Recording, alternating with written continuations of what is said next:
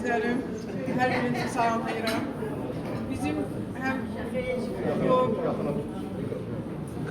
Bizim bu yığışmamızın əsas səbəbkarı birlikdir. Bugün həmrəylik günüdür.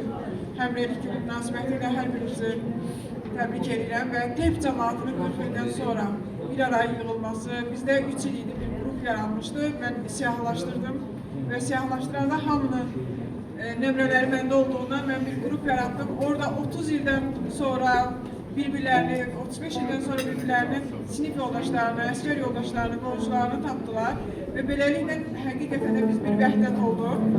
Bunun sübutu da bizim bir araya yığışmağımızdır. Mən ilk növbədə Cənab Prezidentimizin bizim bu sülh və əmin-amanlıq şəraitində yaşadığımız ölkəmizə, igidlərimizə və Ali Başkanımıza biz təşəkkür edirik. Qısası deyim ki, xoş gəlmişsiniz. Bizim tədbirlərimiz ardıcıl olacaq və burada biz birliyimizi nümayiş etdirdikdən sonra inşallah yolumuz İrəvanda bizim bu tədbirlərimizi keçirmək ümidi ilə keçirmək arzusu eləsin. Hər birinizi salamlayıram.